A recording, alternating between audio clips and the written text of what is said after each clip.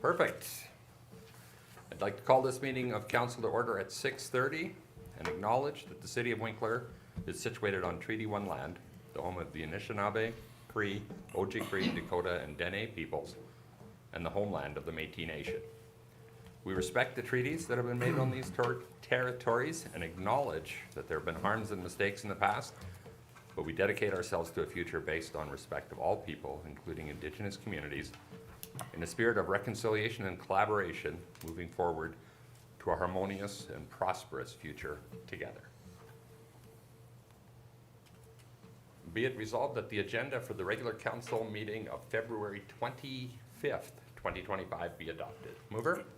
Ryan. Ryan got it. Marvin got the second.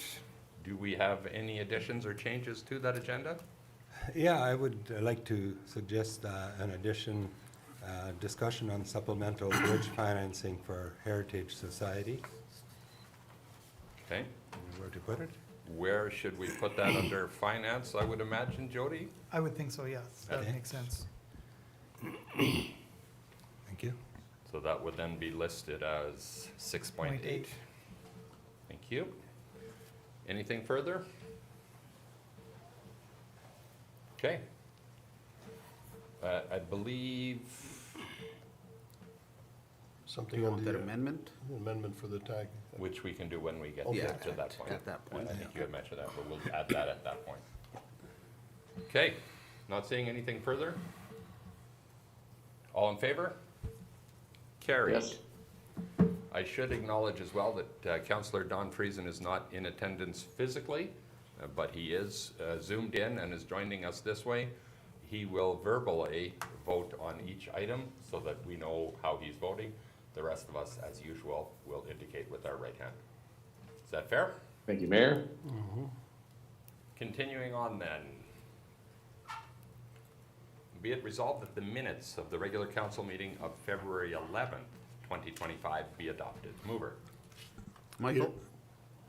Michael got it, Peter got the I'll take second. the second, yep. Any notes or any comments on the minutes as you see them? All in favor? Yes. Carried. We have some correspondence there, a Purple Day for Epilepsy. Hopefully everybody's had a chance to read that. That brings us to our accounts. Be it resolved that accounts payable in the amount of $4,904,158.05 as approved by the Finance Committee be approved for payment. Mover? Don? Second. Marvin. As always, the check register is attached for your review. Any questions or concerns on what you see? All in favor? Yes. Carried. Be it resolved that the accommodation tax bylaw number 2328-24 be given second reading. Mover? Peter? Second. Don? Thank you. I believe this is where I'd like to see that amendment. Is that correct? So what we're suggesting here, and as we've done from first reading to today, we've consulted extensively with the community, and this edit that you're proposing is a friendly amendment. Correct. I will read that in then and give opportunity for council to have comment if they so do. Accommodation supplied by not-for-profit organizations, we will reimburse the hotels for their startup costs and for the credit card fees related to the accommodation tax, which will be approximately 2 to 3%. That will happen within our organizational policy, operational policy, as opposed to adding it to the actual piece itself. So that part is really good. That came from the Manitoba Hotel Association presentation and letter to us stating that if in fact we're not interested in creating any hardship for themselves, then they would like to see their costs reimbursed. We felt that that made a lot of sense. So we're going to make that change. We'll do that operationally so we don't have to adjust the bylaw. I'm looking though for the wording with regard to the accommodation supplied by a not-for-profit organization. So that was, you did read the proposed edit there.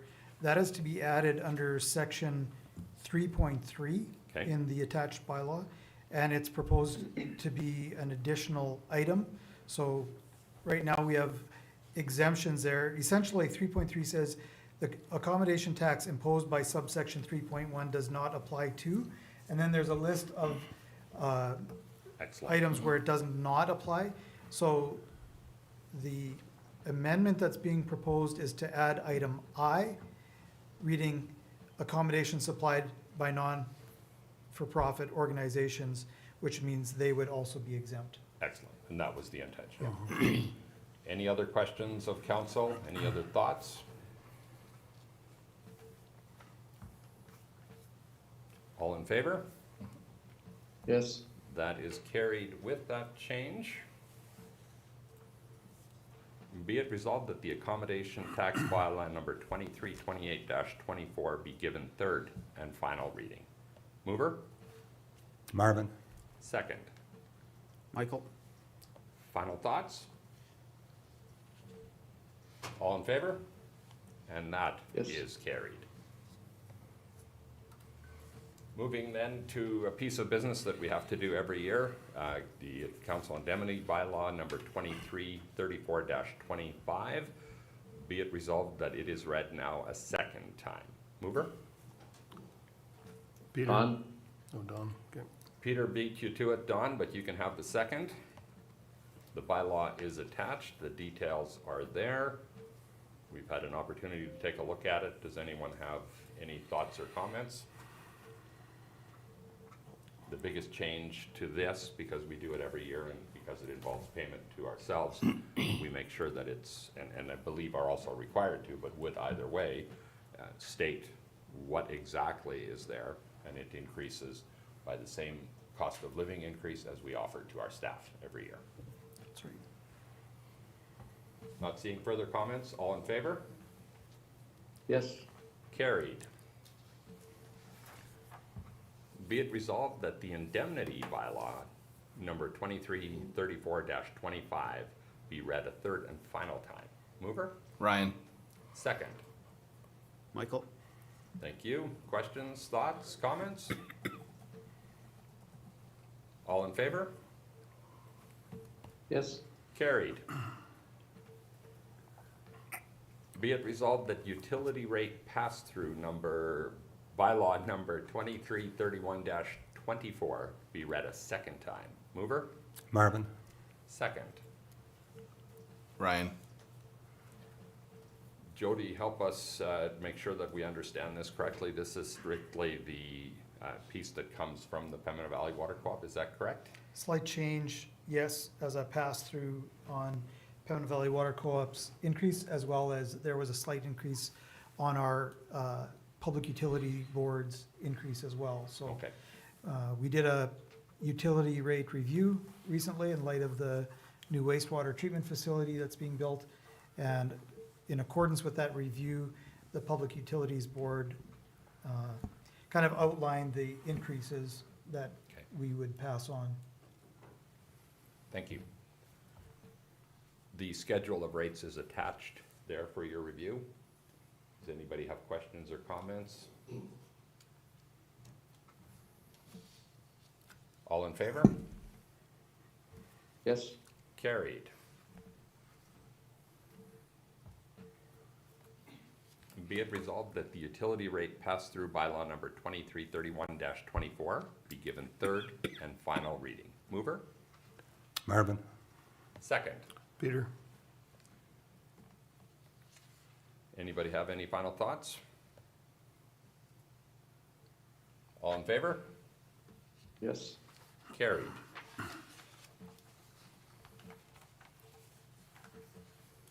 That takes us to our planning. Be it resolved that bylaw number 2340-25 be given first reading. Mover? Michael? Second. Ryan. Thank you. This simply puts it on the floor, but Jody, if you don't mind telling us exactly what we're looking at here, and then we can go from there. Yeah, this is a rezoning application to rezone from R1 to R2 at 264 Main Street. And again, this puts it on the table. After this, then it would go to a public hearing. Okay? Make sense to council? All in favor? Yes. Carried. Yes. Thank you, Don. Councillor Plutt just pointed out to me that I missed item 6.8, the addition. So I should have hit refresh on my computer so that we can tackle that.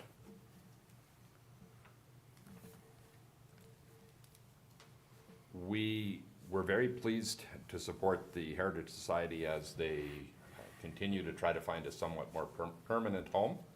And we made a grant to them, but they also need some help getting the rest done. And as they're going to work on their projects, they need a bit of time to raise the funds to do so. They have a prolific group of fundraisers involved, and we're confident that they'll be able to do so. But in the meantime, time is not on their side. They've lost both places that they have been able to be at in the past. The Southland Mall has suggested that they would like their space back, and the library desperately needs their space back as well. So they've approached us to say, would you help us get from point A to point B? We'll pay you back, but we need a little bit of help. What I'd like to do is read the resolution in and put it on the floor, and then if council has any questions, we can discuss them. Be it resolved that the City of Winkler approve bridge financing loan of up to $250,000 for the Heritage Society to support the renovation at the Winkler Arts and Culture Building. Mover? Marvin? Second. Michael? As mentioned, do we have any comments or thoughts in this regard? Well, I think it's excellent that they have been able to find a location and are planning to coexist with the arts and culture. I think it's a good fit. And I'm thinking of the saying that we often heard, those that don't learn from the past are bound to repeat it. And so for them to look at our heritage and so on, and being able to highlight that for ourselves and our children and for our visitors and so on, I think is well worth the effort. And this has been a small but passionately dedicated Yeah. group for many years, and they've worked hard to get to this place. And agree with you, Marvin, this is that's something that's fairly easy to support because they haven't been here a lot asking for help, and they have done a really good job preserving many items of our heritage that would be gone forever if they hadn't done that work. Additional thoughts or comments? I think it's good, just like we've done with past groups, where they've, like you said, been consistent in their efforts to be able to come to the table with them and offer some assistance. Good point, very good point. Not seeing anything further, all in favor? Yes. Carried. We will then get back to the agenda where we were. We had just finished item 11.1. We'll move to 11.2 then. Be it resolved that bylaw number 2339-25 be given first reading. Mover? Peter? On. Peter got you, Don. Don, you are the second on it. And Jody, if you would help us again. Yeah, again, first reading for our rezoning, and that is for phase 2 of the parks. Phase 1 of the parks is the development which is just east of 15th Street and south of Northlands Parkway. So this is just to move forward on that second phase. Again, this allows us to advertise it and start the process to have the hearing. All in favor? Yes. Carried. Be it resolved that council approves subdivision number 4463-24-8426, subject to a development agreement, terms and conditions of the development agreement, to be in accordance with the city's report to council. Mover, Marvin? second. Ryan. Jody, help us out. This is a subdivision of some underutilized land to be developed into off-site parking lot that is going to be used by Winkler Meats. So you see this subdivision in front of you, and you can see the report that we've provided for council. Most of the issues that we go through on our checklist are good. There's a few things that need some attention, minor things, and no surprises there. Things like, for example, under the water and sewer servicing, there's, why am I losing it now? The backflow prevention device that needs to be installed there. So, other than that, you see a recommendation from staff to approve this, subject to the development agreement. Thank you. We know that Jennifer Lim, the proponent, has joined us as well via our Zoom capabilities. She's prepared to answer questions if council has, or if anyone else in chambers has comments. Just, if I might interrupt, Please. happy to have comments. It's not a public hearing. I should have prefaced it with that, but normally we don't have a report to council like this, or not always on a subdivision. But we just wanted to provide you with all of the information. Of course, you're welcome to hear from the applicant as well, but not part of the public hearing today. And I think she was here prepared to answer questions if Yep. we had. Yep. Does council have any questions? Not a question, but it seems to me a good fit for a landlocked piece of property that can be very beneficial for the proponent and for the community. I think that's a really good point. And the other piece that I, excuse me, enjoyed seeing was that there was a fair number of things that have been dealt with and negotiated through and to get to a good solution for that piece. It's very nice to see. No further comments from council? All those in favor? Yes. Carried. Takes us then to community services. Be it resolved that Central Manitoba tourism minutes for the February 18th, 2025 meeting be received for information. Mover? Michael? Second. Peter? Anything we should be particularly aware of, Michael? No, that meeting was largely just determining who would set up and host a revamped tourism website, and yeah, KB Marketing, secured that project, and Very nice to see two local Yeah. organizations Yeah. put bids forward. That was very nice. yeah. Good. Questions or thoughts? All in favor? Yes. Carried. Be it resolved that the South Central Regional Library minutes for the January 13th, 2025 meeting be received for information. Mover? Ryan. Second. Marvin? Minutes are there. You've had a chance to read them. Comments? All in favor? Yes. Carried. Be it resolved that the Winkler Centennial Golf Club minutes for February 18th, 2025 be received for information. Mover? Michael? Second. Ryan. Comments on what you see? All in favor? Carried. Yes. That takes us to delegations and hearings.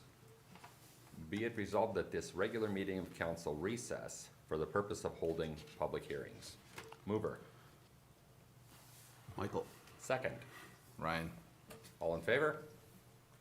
Yes. Carried. We then have a public hearing for bylaw number 2335-25, which is a rezone of 265 Albert Street and variance number VA 2025-001. Jody. Okay, as mentioned, this is a combined public hearing for both the rezoning and the variances. And I'll do a little bit of a very high-level overview here. And then if there's anyone that wants to speak to it, you're welcome to do so. Again, just a reminder that we stream our meetings, and we'd ask if you want to speak that you come up to the podium and give your name and address, and then you can address the chair. So the bylaw here is for rezoning from R1 to R2. And the variances there are, and sorry, I should back up a little bit. Applicant is Glenberg Design Builders, and owners are Peter Drieger and Abram Drieger. Address is 268 Albert Street. The first variance requested is to increase the maximum density allowed from 20 dwelling units per acre, which would be 8 units, to 23 dwelling units per acre, which would be 9 units. And then to decrease the minimum front yard setback from the required 25 feet to 16 feet. So we have not received any objections to these applications. In terms of the report to council, you see there recommendation from the planning department to approve with conditions as noted. One of the things you'll note on density is you've been provided with the density numbers there according to our bylaw. Some of the things that we look at when we look at the variance for the front yard setback is in our infill guidelines, we look at sort of the neighboring dwellings and try to do something that fits in with the neighborhood. And we've also seen this exact type of build done by this builder before in a very similar manner. So that some of those things are noted in your report to council. Minor note about water meter location. I don't think that's of any concern. And the builder has received a copy of this report, I believe. So they can also speak if they have any concerns on any of these other recommendations. Excellent. Thank you, Jody. I'll ask if the proponent is here and if they'd like to make any comments.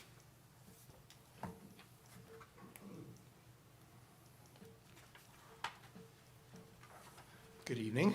I'm Sam Berg from Glenberg Design Builders. And I thank you for allowing this hearing and allowing us to consider this development. I'm really quite pleased about some of the projects that we've done together with council and planning and Glenberg Design. We've done this exact project at 115 Main Street South, which turned out fantastic. And again, we did it twice on Victoria Street side by side. And we regularly receive affirmations on these projects just about how well they fit in the communities, and people are really quite pleased with them. There's always ways to improve, and some of the things that we're looking to improve are things like lighting and how much that light disturbs neighborhoods and that sort of thing. So we're looking at different lighting to reduce the amount of light pollution. I think that's probably about the only concern that I've heard about these projects. And so we're continuing to go after that. So yeah, like I say, this project really is a carbon copy of what we've done in other developments, in other areas. Just when reviewing the density that we requested in the other projects, Main Street, we requested a little bit lower density, but Victoria Street was pretty much right there, like the same. So I think we kind of feel like what we've applied for here is pretty similar, and shouldn't really cause any concern in that way. Maybe the variation on the front yard a little bit, but that is to accommodate the anticipated civil work that will need to be done in the backyard for the water retention. We have discussed that with our civil engineer, and he's looked at the city requirements again, and he does feel that we can meet that obligation, and therefore that's why we're continuing. We do feel that it's very viable, and it'll be an excellent addition in that community, especially since so many jobs in that area, as you know. I mean, this is more of a reminder than anything else. You guys know this, there's so many people that can walk to their jobs from there, so many places they can walk, groceries, all that kind of stuff. It's a really good fit for that community. I will share one story about the one day I was walking by 135 just before we opened that building, and somebody from 119 came over specifically to say, hey, are you the owner of the building? I said, well, no, I'm not the owner. I said, well, are you the builder? Yes, we're the builder. I said, well, I just want to thank you for what you did here and for what you built here. I love where I live. I can walk to work every day. I can get groceries from here. There's a lot of stuff that I can walk to. And that's, for our company, as you guys know, we really like infill projects. And sometimes it can, as we know, it can cause a little bit of heartache at times, but we really believe in infill projects, and we really think they're a good fit for the community. They're a really good fit for the people that are moving here and living here and looking for a nice place in town to live. So anyway, that's my thing. Thank you, Sam. If I may, can I just add one thing? Please. I was going to highlight this and I overlooked it, but, and Sam did mention drainage, and as the builder, he's gonna be required to meet the drainage requirements on that lot so that any additional water from that lot doesn't cause further issues in the neighborhood. But we do know that there are and have been ongoing water issues in that neighborhood. And so our planning department has it on their list to do some further work. Some work has already been done. There's been some sheds built over some of those drainages, and some work has been done to mitigate some of those issues. And our planning department does have it on their, our engineering department, sorry, has it on their list to go back in spring and to do some further mitigation efforts. Now, our current standards for mitigation for Glenburg is to design their system in such a way that it protects for an up to 1 in 25 year event. So what we're saying is there's no way for us to say that you won't have occasional rain events that may be more than a 1 in 25 year event. That is our current standard though, and that is the standard that the builder will be held to. And again, our staff are gonna be there this spring to try to make suggestions for the neighbors so that we can deal with the water issues that have been happening there for some time now. That's an excellent point to add. Thank you. Is there anyone here wishing to speak for this project? I'm sorry, say again. Wondering if there's anybody here wishing to speak for the project? Or if there's anyone wishing to speak in opposition to the project? First of all, Mayor, I'm just here to translate for Peter. He is Excellent. the neighbor to the property, what Glenburg is planning to develop. Excellent. I would ask that you let us know your name and also Peter's full name so that we have it for the record. Most of the time, they call me Dave Clausen. They do indeed. They do, yeah. And if it's okay, I also have a personal question after Peter's done. Absolutely. Yeah, I'm Peter Wall, Hi, Peter. and it's right beside us where they're going to build. And I'm just wondering what their plan is at that low area there, because if they're going to level it out to the level, then we going to sit in the puddle. Okay. What he's referring to is the level of his property, and if the topsoil gets removed, is this property, will it be drained to the south, or will it be drained to the street? I think that's an excellent question, and I'll ask the proponent to speak to that right away. The first point, though, that I should clarify, the proponent there is responsible for the water on his property. So if it's currently a place that the neighbors drain into, then that is something that isn't his responsibility to fix. He is responsible, should this be approved, for his property and the water that comes off of that. Right. But the question of is where is it going to drain to? Jody, I don't know if you know that or if we should ask our proponent.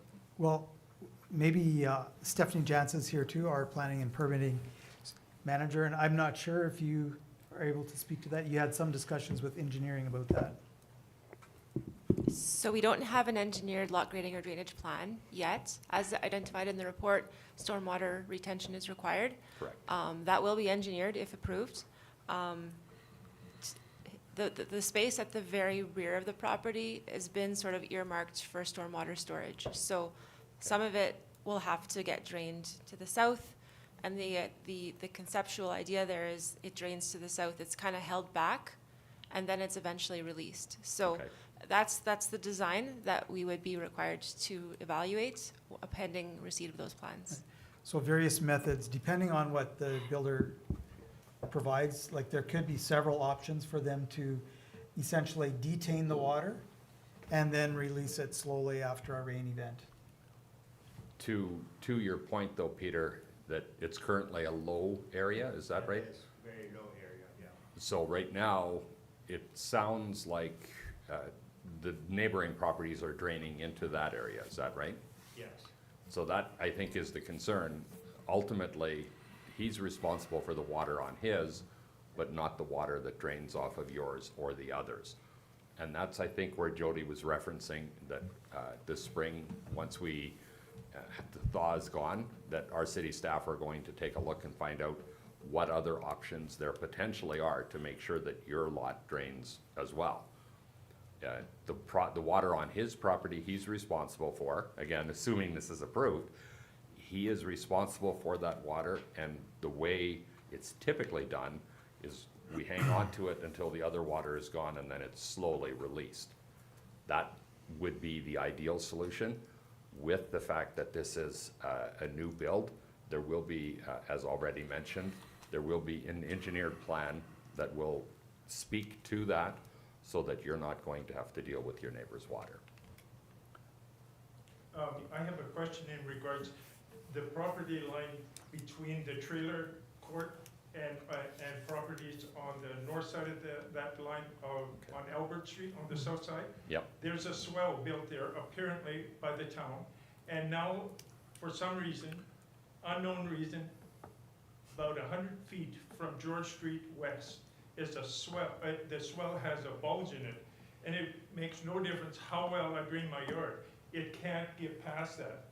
And the last year's 2 sheds all of a sudden showed up, which really slows it down. Mm-hmm. But it's private property, so where does the bylaw come in effect, as in how close can the tool shed be to the borderline? And can they build over a swell, or is it? And I'll get Jody to speak to the specifics of it, but if it's a new build, we certainly have some ability to have conversations towards it. If the rules came into effect after the sheds were there, it's a more difficult conversation. But in this instance, again, as Jody already mentioned, what we will do is take a look, and somebody brought it to our attention, obviously, that new sheds had come up recently because our city manager's already referenced that new sheds have come up. And depending on exactly where they are, sheds don't let water flow very well. They're No. better dams than not, right? So to look at some of those and to find out exactly what's there, that's a really good point. The other piece, if the swale has changed, that, I'm not sure if we're aware Yeah. of or what that comes from. What, to try to answer the question, I think, like, one of the things is, and I'm not sure how new these sheds are, they might have been, some of them there for quite some time now, but if they're not conforming to our zoning bylaw, then it is possible that the city would ask those owners to move the sheds. So that is definitely a possibility. The one shed for sure I know was built, that it was meant to straddle the swale, but I think there were some rocks and things that were underneath it that were preventing water flow. And that's an effort, I think, on the owner to try to mitigate some of the drainage issues. However, if those can't be fully mitigated, then the city could be in a position where they would have to tell the owners to move those sheds so that they'd comply with proper setbacks. After that, your question is, how do you do this when it's on private property? And the way generally these kind of things happen is city engineering staff will come and provide some suggestions, and then the neighbors kind of work together to come up with a solution that's going to work to drain for everyone. Now, if there was something on the city part, like let's say where that water drains to George Avenue, and there was something that the city was causing backup issues, that would be certainly on us to deal with. But the most likely, without knowing the full context, the most likely scenario is we come in, we provide some suggestions on what could be done so that everyone can work together to make sure the water drains off of their properties. And then that work would need to be done to make sure it does drain. Might there not be something in that development agreement that goes back to when Red Robin Lane was developed? That there may have been an easement or some kind of, We can certainly look. This morning, we did look at the history Okay. of when Red Robin was built and the circumstances around it. To our belief, there wasn't an established lot grading plan. In well, the conjunction. swale would have been built specifically for them, right? Yes, but Mhm. I don't believe there's an easement registered. Okay, there's So- nothing registered. So with so- time, things change, and I think, we just need to investigate. And Agreed. I don't think we saw any evidence of an engineered drainage plan for that development at the time. Okay. My property is west of Peter, so all my lakefront property has to first drain before his garden, so Right. he's weeks and weeks underwater, which he lost his entire garden.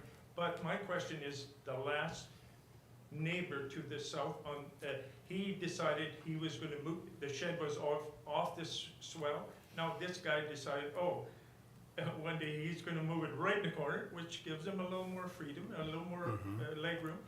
But he filled it right in the swell, so it doesn't drain at all. So I So have that's- to dig around in my garden and then, but I have to wait.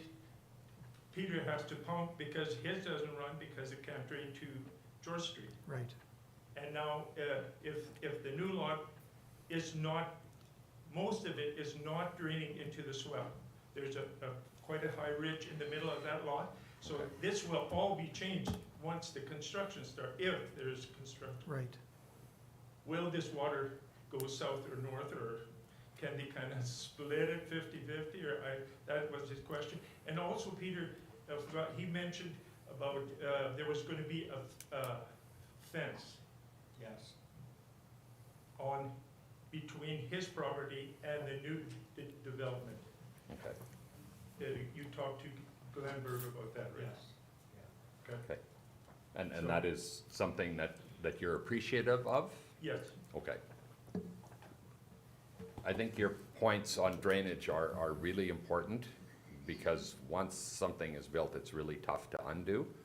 The challenge we of course have, and obviously you as living in that area have the most experience with it, that shed, when we get to spring, certainly we'll have to take a look at exactly where the drainage goes and why it's used to flow and doesn't flow today. Even before there's any building happening, it sounds like you've got a concern that needs to be addressed. And to find out how recent those changes were and how they get solved. And sometimes it's a matter of, and we certainly don't like to be in people's backyards telling them what to do, but if a shed's been built in a place that it's blocking water or it's sitting in an inappropriate place, I think the city would want to be involved in a way to try to get to a resolution. But ultimately, in the best case scenario, the neighbors work that out. It doesn't always work, but the healthiest way is when the neighbors are able to say, oops, I shouldn't have put my shed there. I see it now. You didn't get a garden last year because it rained a fair amount, but I blocked all the water. And that's not a good place, and I'm sorry that you lost your garden. Yeah, that's okay. Well, I'm just wondering about when they start stripping that, like the topsoil off, if they would be able to just shuffle it into my garden, so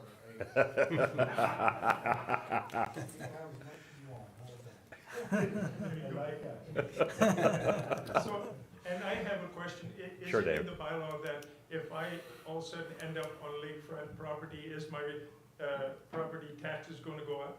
If we can't resolve this, is this a huge issue for me? Only if you start catching fish. Yeah. Thank you, Peter.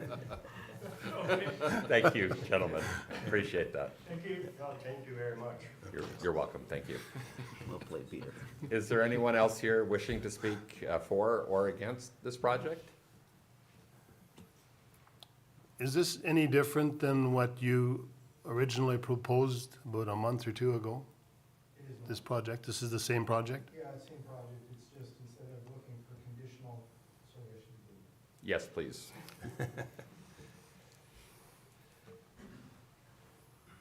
Yeah, to answer your question, yeah, this is the same project that we applied for earlier. Initially, we had applied for this as a conditional use. Okay. It had to do with, at the time, we were also looking for another project. And we were just, in our trying to figure out how we should do this, we decided to apply for both of them as conditional at that time. In error, we probably should have applied for the R2 zoning initially. Then maybe we would have a shovel in the ground already, I'm not sure, but. Yeah, to just add to that a little bit, I think staff were fairly supportive of that, just not the method. Right. And then this is Glenbrook coming back, doing it in the method that we preferred Right. in way of a rezoning application. Right. And we are reviewing some of our R2 buildings, like dwelling units per acre. I'm just wondering why the higher one was chosen, but we're going up to 23 here, right? If I'm looking at it right, On that nine. on that, That's Yeah. correct. on that Yeah. piece there, Yeah, yeah. 23 as opposed to 22 from previous projects. Like I said before, I think it feels to me like it's been proven that those projects have worked really well, especially in that area of town. Like those Victoria Street ones worked out really well, and so I felt that it was pretty reasonable to ask for that on Albert as well. Did you talk to the neighbors at all whether a 9 or a 6 would be more Yeah, I preferable? visited all the neighbors. I'm way just back thinking when due it was- to amount of traffic and so forth. Right. I haven't received a lot of objections, like, I've had some pushback and we've had some conversations. And I think for the most part, the questions that people have had, we've satisfied them, and it hasn't been, the question hasn't been density of 6 versus 9 or 12 or 25. Like, there has been really very little conversation about density there. That's more true of a different development that we've been working through. But on this one, not, like, density has not been a pushback at all. Nothing that I'm aware of. Thank you, Sam. Thanks. Anybody else wishing to speak? I don't see anybody else in chambers. Does council have any questions before we close the hearing? Still not a huge fan of 9, but I think 6 would be better, but I don't know how much opposition there is from the neighborhood. Obviously, only one person here, and he's directly beside, so. He didn't speak to the number that he would have been happy with. Okay, thank you for your comments.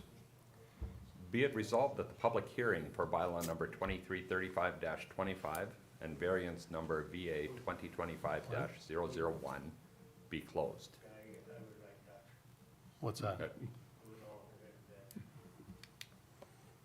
Okay, and I'd ask you again to come to the microphone just to share that, so that the people online can also hear that.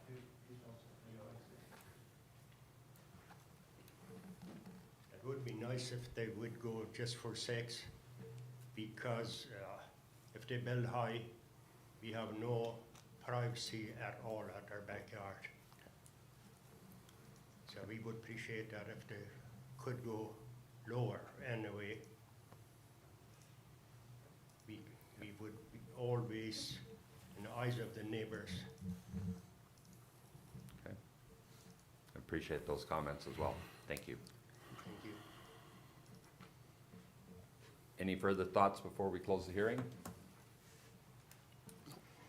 With that in mind, in the past on some projects, you've placed windows in a strategic way that, so as to kind of avoid some of that. Is that still something that you're doing in a project like this?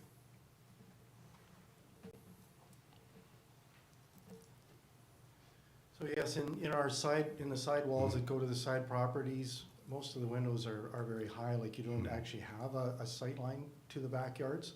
There is one one dining room window on the side at each end. So on each suite has one window that you can actually look out of to see a side yard. So, yeah. Okay, thank you.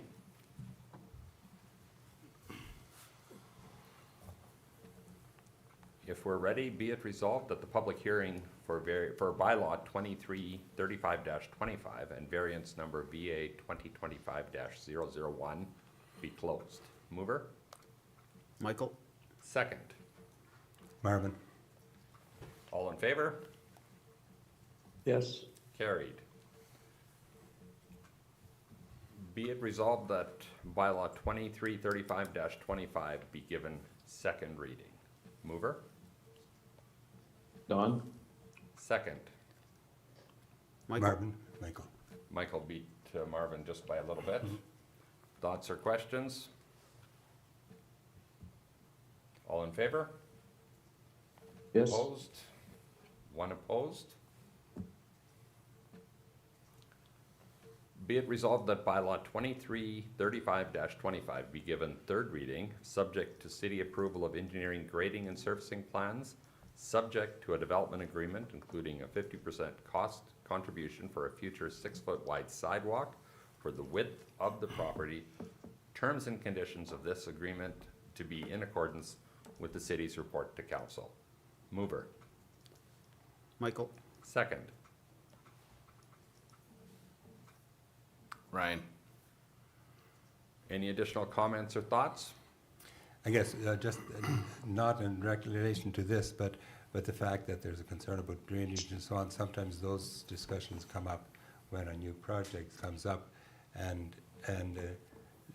I think I want to thank our staff and administration for saying, you know, it's not part of this discussion in a true sense, but it is a concern that we are made aware of, and we're working on dealing with that. So I think that is an important, I think maybe distinction to make, but also a kudos to our staff for doing that. Good points. Thank you, Marvin. Seeing no other comments, all in favor? Yes. Opposed? One opposed, and that is carried.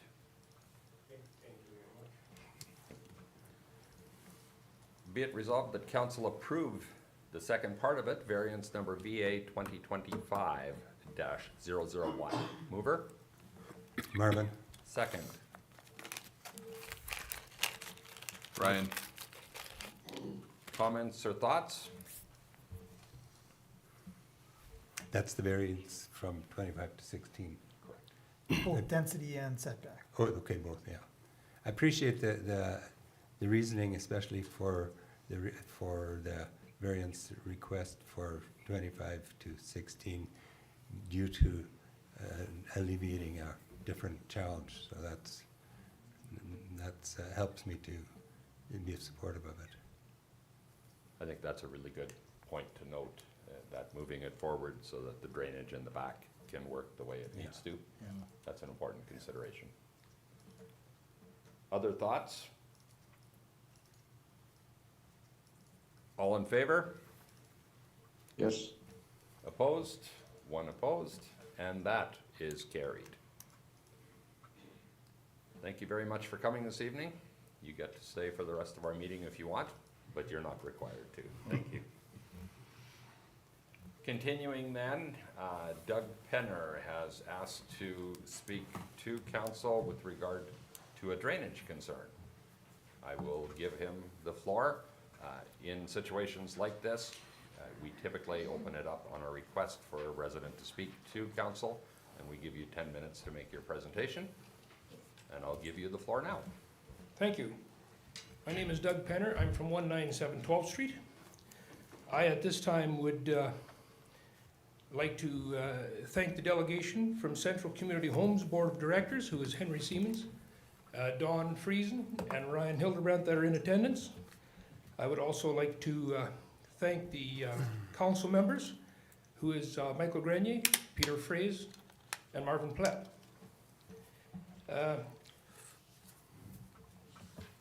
My whole situation here seems to stem, and a lot of the information that's been passed back and forth is, how do I say, incorrect.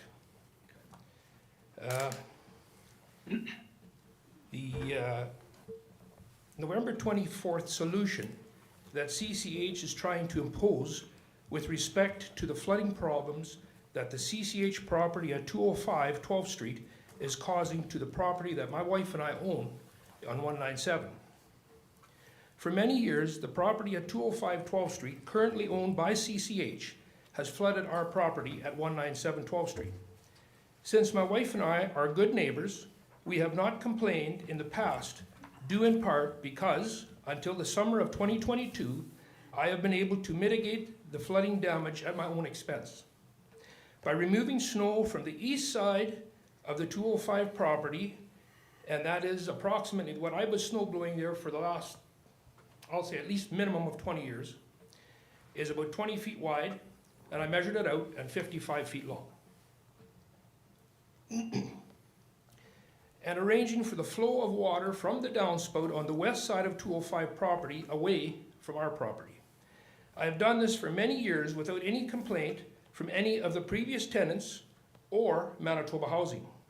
So I was stunned when I was met with a violent response from the tenant's companion in the summer of 2022, who threatened me with saying, "I will smash your head against the cement until your brains are all over the sidewalk." When I was moving the hose from a downspout so that it would not put water onto 197 property. To the Winkler councillors, I ask, since when are people in Winkler able to make death threats without consequence?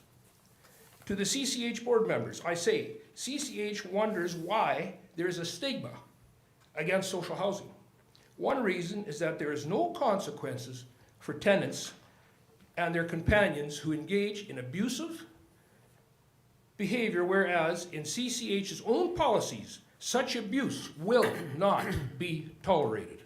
Why is CCH not willing to swap tenants who are not taking care of the yard and who are abusive with their neighbors, with tenants who currently are living in an apartment who will take care of the yard and are not abusive to their neighbors?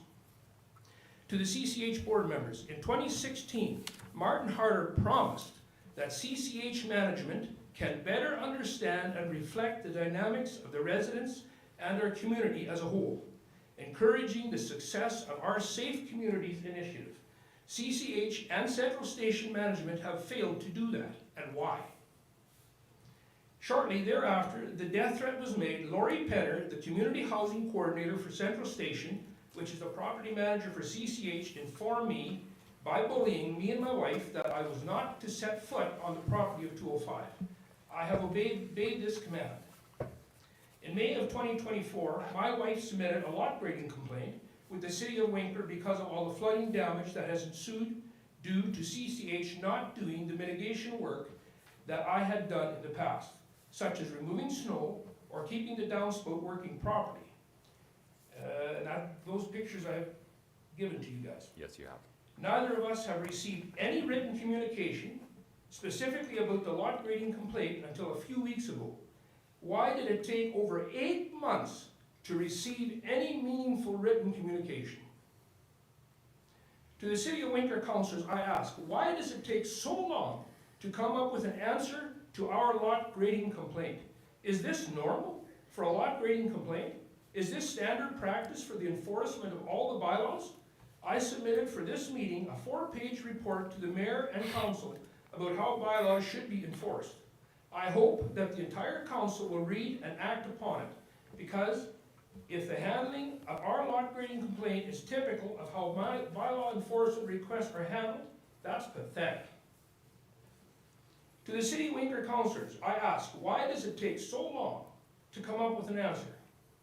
On November 14th, Brad Adrian, project manager for Central Station, emailed me out of the blue to say that the fence was going up the following day.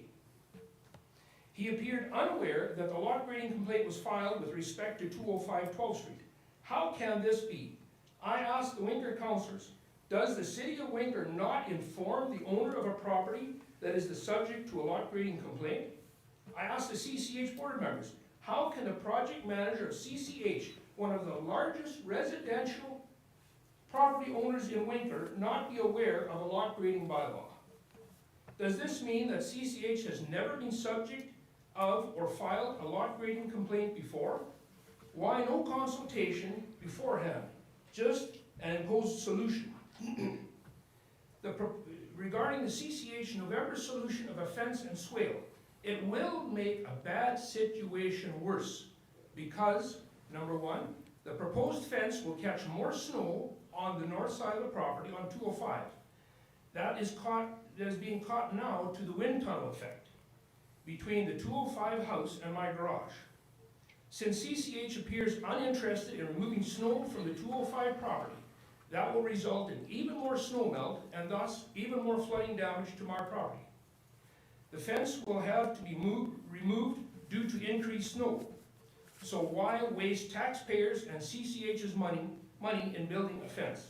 As well, who is going to remove the snow in the 205 yard before the spring melt this year, which we are now in, and in future years? The fence will prevent me from accessing the north side of my garage for maintenance purposes, such as snow raking the north side of the roof of the garage, as well as being able to trim the grass. The proposed swale will ice up during spring thaw and will not be available to handle the water flow during spring melt. The swale is not required during the rest of the year, resulting in a waste of taxpayers' money once again. Will CCH and the city of Winkler provide a written undertaking to chip or steam the ice out every year, not only now, but for successful owners? CCH solution is silent about keeping the downspout problem permanently fixed, where water from the southeast downspout runs onto our property unless it is redirected. And that's where the whole problem with the neighbors started. It wasn't in the backyard. To the city council, I asked, why did city engineers approve this project given that it will increase flooding on my property? To the CCH board members, as Lori Penner at CCH has done with us, my wife and I will not permit any access to our property to CCH or its contractors if its proceeds with the proposed November 14th, 24 solution or any other solution to which we have not consented. As well, we will hire a Winnipeg law firm to prohibit such construction and will petition the Minister of Housing to instruct CCH not to proceed with such construction and to audit the operations of CCH extensively due to this waste of provincial taxpayers' money. My wife and I have been traumatized by CCH and extremely frustrated that CCH, a local faith-based charity that professes to be a good neighbor, has used oppressive, big developer tactics. Why? What are we supposed to do when faced by such bullying? I asked the Winkler City councillors what they would do personally if CCH acted in such a way with any of their properties. Why are my wife and I treated as villains, causing problems, and when we are the victims of CCH's actions? Such as imposing a solution that makes a bad flooding situation worse without any meaningful consultation is a textbook example of being gaslit. In summary, my wife and I petitioned the CCH board for CCH not to proceed with its fence and swale solution proposed on November the 14th, 2024 by Brad Adrian. If the CCH board insists on going forward with this solution, then we petition the city of Winkler to order under the lot grading bylaw that CCH not proceed with this solution. The CCH board for CCH to arrange for snow to be removed on CCH's lot at CCH's expense to at least the same size that I have removed in the past years for this winter and every winter hereafter, until a flooding prevention solution to which my wife and I consent has been installed. If the CCH board insists on not doing this, then we petition the city of Winkler to order under the lot grading bylaw that CCH remove the required amount of snow from its property when required. City of Winkler Council to act upon and report that I just provided to Council regarding bylaw enforcement generally and a lot grading complaint specifically. Winkler's logo is dream, build, live. The reality for my wife and I is that the logo has become nightmare, destroy, and die. As the collective actions of the City of Winkler and CCH are giving us nightmares, destroying our property, and permitting a death threat against me without consequence. To both the city councilors and the CCH board members, I plead with you to deal with this type of problem so that all property owners in Winkler living adjacent to CCH properties truly can dream, build, and live without having to come before Winkler City Council and the CCH board to beg to have a simple problem fixed. Thank you. Thank you, Doug. You're exceptionally good at this. You were exactly 10 minutes, so well done. To the points that you brought up, there's certainly a concern that is long-running, and it will separate a couple of them, obviously, from a threat piece. Your best action there is to report to police and move it from there. As council, whether it's CCH or as council itself, those things don't fall specifically on our plate here. With regard to the drainage, and we referenced it a little bit in our previous hearing, every instance of two neighbors not getting along, the desire is for the two of them to figure it out. At this point, we're at a place today that certainly doesn't appear that that's going to be the case on their own. Whenever the city is involved, our first step is to come on site and to see kind of an off-the-record, let's see what's here and let's see what we can suggest. And sometimes some suggestions are made that then move things forward fairly quickly. Other times, and in this instance certainly would be one, we run into a situation where unfortunately some of those suggestions either didn't make sense to you, or you weren't comfortable pursuing, or your feeling is that they may not necessarily help, and in fact potentially, in your opinion at least, make them worse. The other thing that is a mitigating factor and that has also caused us to pause and to be slow at how we respond is the fact that your shed is pretty much right on the property line, and potentially maybe even encroaching when the eaves are considered. We don't want to ask you to move your shed. And when we look at these legacy pieces that go so far back in history, it's difficult to say what rules were in place all those years ago when they were built. And afterwards, if rules then change, we're now left with an existing non-conforming building that we don't want to have any expense come to you to have to deal with. So it is the city's desire, has been from the get-go, is that Central Community Homes and Doug and Lisa are able to figure this out. If in fact they aren't, then at some point in time, like you say, we get to a frustration point where we have to look at how else it gets addressed. And that's kind of where we are today, and you did. I believe it was January 23rd, brought a fairly detailed request to us. There was a lot of information there, and a number of requests that take us some time to respond to. You will get a response from us, but it will take a bit of time to dig into some of those pieces. See, there's two things that I think has been missed. First of all, the backyard already has a fence. It'd be ridiculous to spend taxpayers' dollars on putting another fence where there is an existing fence. Okay. The second thing is, when I proposed that cement wall, it says in the documentation that I received last week, or whatever it was, that says I had asked for that cement the entire length of the property, which is not correct. Okay. I measured it out, that length of that cement, my property is 209 feet deep. Okay. Maximum amount that cement wall would have to be is 100 feet. Okay. So it's less than half of what they originally thought it would be. And what I'd like to know is what it's supposed to cost to build that fence. Because what's the difference in that or what I have proposed? Because if it's supposed to be cost prohibitive, I'd like to know the difference in price. It's a fair request. We have, and as I've already mentioned, each one of our meetings are recorded, so we know exactly in detail, again, your concerns. And we will take those here. We've heard them. We'll take a look and see where we are. I did hear very clearly your request that that fence piece of November, you would like to have that stopped. And certainly, we'll make sure we communicate that to Central Community Homes. And as you have noted, a number of us also sit on that board. See, I feel very hurt with this, and I'll tell you guys why. My grandparents bought that property in 1973. That's home for me. I know. I've been there since a little boy. And my grandmother, one of her favorite sayings was when something was out wrong with the neighbors, and I've told you guys about that when we had a stack of bikes behind the garage, put there by the neighbors. Grandma always said, "Hou die vrede want die vrede hast," which means keep peace if you have peace. And we had no trouble until the new tenants moved in.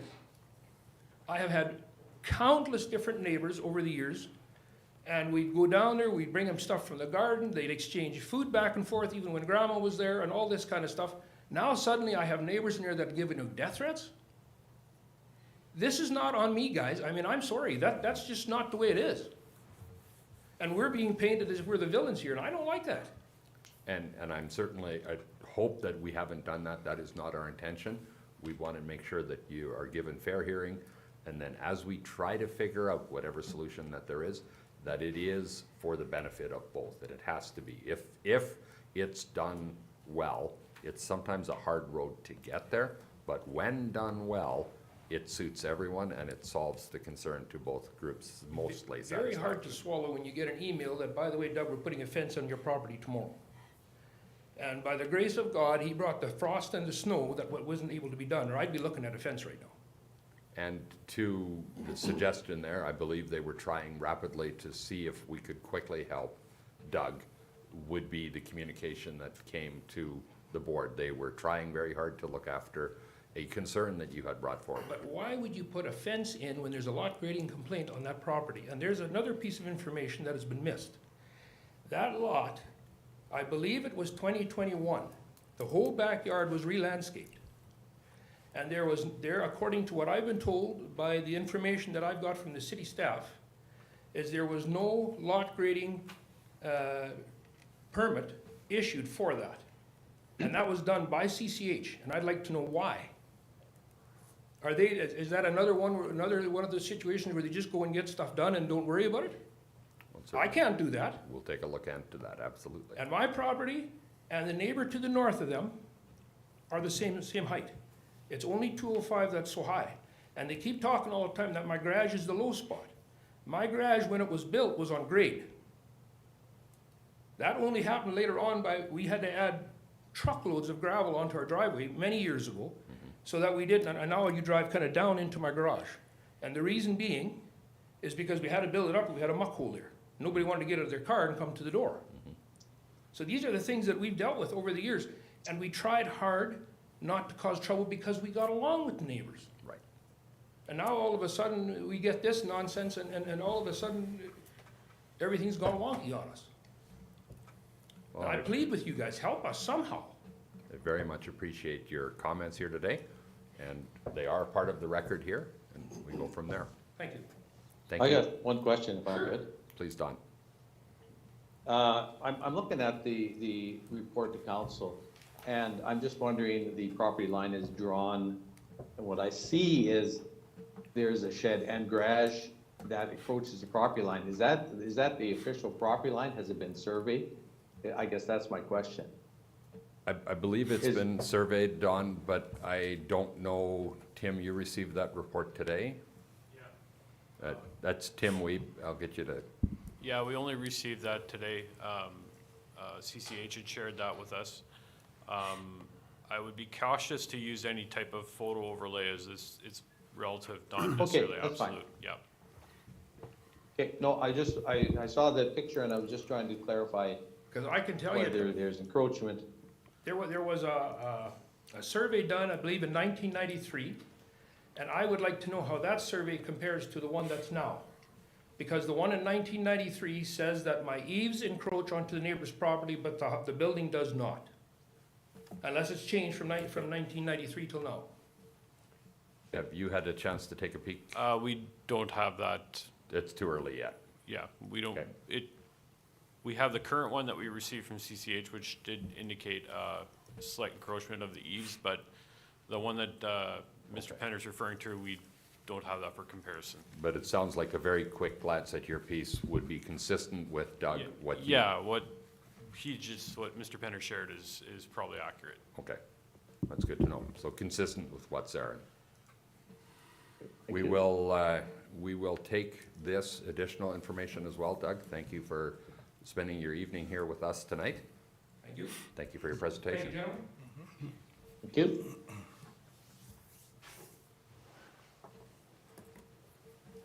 Be it resolved that public hearings be adjourned and regular council reconvene. Mover?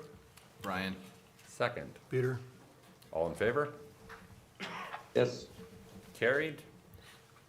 I'll ask questions from the media or public relevant to this meeting of council. Not seeing any. Be it resolved that this regular meeting of council be adjourned. Mover. Ryan. Michael beat Ryan to the Yeah. punch. Ryan has got the second. All in favor? Yes. Carried. Thank you very much. Have a good evening.